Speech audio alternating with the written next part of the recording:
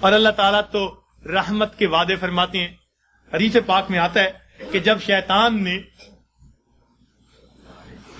بہکانے کے لیے قسمیں کھائیں اور کہا کہ اے اللہ میں تیرے بندوں کو بہکاؤں گا دائیں سے بائیں سے آگے سے پیچھے سے، وَلَا تَجِدُ أَكْثَرَهُمْ شَاكِرِينَ، اللہ یہ اکثر تیرے ناشکرے ہوں گے.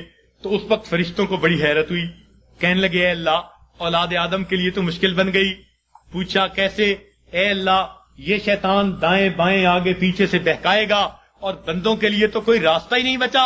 اللہ تعالیٰ نے فرمایا کہ میرے فرشتوں یہ دو سمتوں کو بھول گیا، ایک نیچے کی سمت ایک اوپر کی سمت. میرا گناہگار بندہ جب اپنے گناہوں پہ پریشان ہو کر میرے در پہ آئے گا اور میرے در پر آ کر ہاتھ پھیلا دے گا، چونکہ ہاتھ اوپر کی سمت کو اٹھیں گے، ابھی اس کے ہاتھ نیچے نہیں جائیں گے، میں اس کے گناہوں کو معاف فرما دوں گا.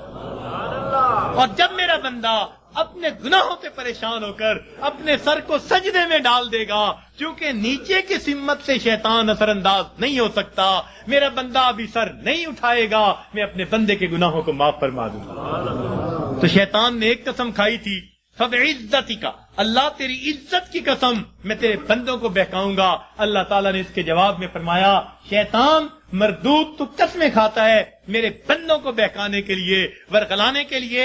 ذرا میری بات بھی سن لے کہ میرے بندے بتقاضائے بشریت گناہ کرتے رہیں گے اگر اپنی موت سے پہلے سچی معافی مانگیں گے. فَبِعِزَّتِي وَجَلَالِي، مجھے اپنی عزت کی قسم، مجھے اپنے جلال کی قسم، میں ان کی توبہ کو قبول کر لوں گا. تو شیطان نے بہکانے کے لیے ایک قسم کھائی تھی، رحمان نے معافی دینے کے لیے دو قسمیں کھائی ہوئی ہیں. سبحان اللہ. اس لیے اللہ تعالیٰ کی ہر صفت کا ایک نام ہے، لیکن رحمت کی صفت کے دو نام ہیں، رحمان اور رحیم. اور کوئی صفت ایسی نہیں جس کے دو نام ہو سوائے رحمت کی صفت. وہ تو اتنا کریم آقا ہے، وہ تو بخش کے خوش ہوتا ہے، وہ تو معاف کر کے خوش ہوا کرتا ہے. میں ایک مرتبہ بچیوں کو پردے میں درس دے رہا تھا، ایک جامعہ کی دور حدیث کی بچیاں تھیں، تو ان سے میں نے سوال پوچھا کہ بتاؤ دنیا میں سب سے آسان کام کیا ہے؟ ایک بچی نے جواب دیا کہ اپنی ماں کو منانا. میں نے پوچھا وہ کیسے؟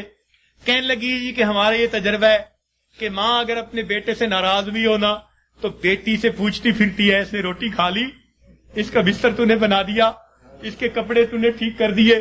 اب اوپر سے ناراض پھر رہی ہے، مگر ماں کی مامتا اس کو مجبور کر رہی ہے، لہذا بیٹی سے پوچھتی پھرتی ہے، بیٹی کے ذریعے اس کو کھانا پہنچا رہی ہے، دل سے ناراض نہیں. خفا تھی، بچے نے ستایا مگر دل سے خفا نہیں، اس لیے پوچھتی بھی پھر رہی ہے کہ بچے کو سب چیزیں مل گئیں یا نہیں مل گئیں. تو وہ کہنے لگی کہ جب ماں کی مامتا کا یہ حال ہے تو ماں کو منانا بہت آسان ہوتا ہے. میں نے کہا ہاں ماں کو منانا آسان صحیح، پھر بھی ماں کے پاس آنا پڑتا ہے. بچہ آ کر کہہ دے امی معاف کر دیں، ماں معاف کر دیتی ہے. بچہ آ کر ماں کا جسم دبائے، امی معاف کر دیں، معاف کر دیتی ہے. ہاتھ جوڑ دے، معاف کر دیتی ہے. اگر پھر بھی معاف نہ کرے، بچہ رو پڑے. ماں سے کبھی بیٹے کے آنسو نہیں دیکھے جاتے.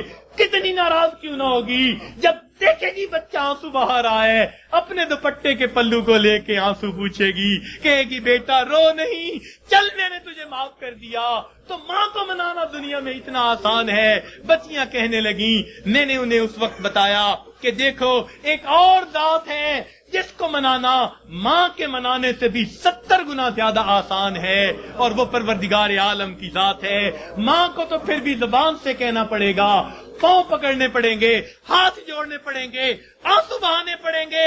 ایک وہ پروردگار ذات ہے جس کے سامنے بندہ تنہائی میں بیٹھا ہو، فقط دل کے اندر نادم ہو جائے، دل کے اندر شرمندہ ہو جائے اور دل میں پکارے پروردگار گناہوں کی معافی چاہتا ہوں، میں نے سچی توبہ کر لی، اللہ میں نے صلح کر لی، مجھے اپنا بنا لے، شیطان کے پنجے سے چھڑا لے. کوئی ہاتھ نہیں ہلایا، کوئی اس نے زبان سے لفظ نہیں نکالا، فقط دل کی ندامت کو قبول کر کے اللہ تعالیٰ اپنی ناراضگی کو دور فرما دیتے ہیں. تو اللہ رب العزت کو منانا ماں کے منانے سے بھی 70 گنا زیادہ آسان.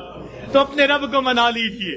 ابن قیم رحمت اللہ نے عجیب واقعہ لکھا، فرماتے ہیں میں گلی میں جا رہا تھا، میں نے دیکھا ایک دروازہ کھلا، ماں اپنے بچے کو مار رہی ہے، تھپڑ لگا رہی ہے اور کہتی ہے تو نے مجھے بڑا ذلیل کیا، بڑا پریشان کیا، نافرمان ہے، کوئی بات نہیں مانتا، نکل جا میرے گھر سے۔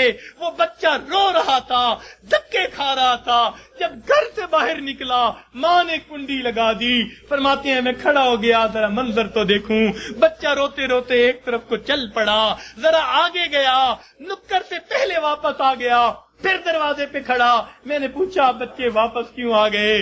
کہنے لگا سوچا تھا کہیں اور چلا جاؤں، پھر دل میں خیال آیا مجھے دنیا کی ہر چیز مل سکتی ہے، مجھے ماں کی محبت نہیں مل سکتی، میں اس لیے واپس آ گیا ہوں، محبت ملے گی اسی در سے ملے گی۔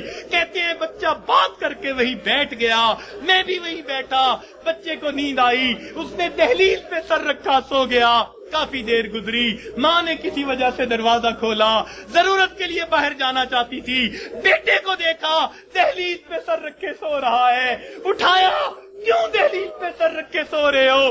امی مجھے دنیا میں کوئی دوسری ماں نہیں مل سکتی، میں اس دہلیز کو چھوڑ کے کیسے جاؤں؟ فرمایا بچے کے الفاظ سے ماں کی آنکھوں سے آنسو آ گئے، بچے کو سینے سے لگا لیا، میرے بیٹے جب تیرا یقین ہے اس گھر کے سوا تیرا گھر کوئی نہیں، میرے در کھلے ہیں، آ جا، میں نے تیری غلطیوں کو معاف کر دیا۔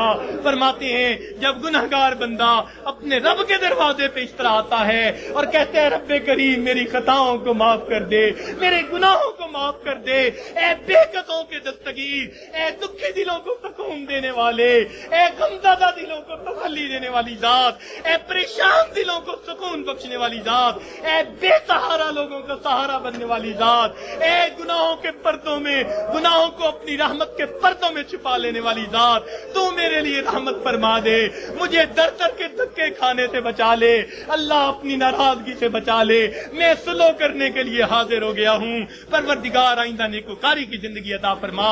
تو جب بندہ اس طرح پیش کر دیتا ہے اللہ رب العزت اس بندے کی توبہ کو قبول کر لیتے ہیں۔ اللہ تعالی ہمیں سچی توبہ کرنے کی اور توبہ کر کے یہاں سے اٹھنے کی توفیق عطا فرما دے۔ وآخر دعوانا ان الحمد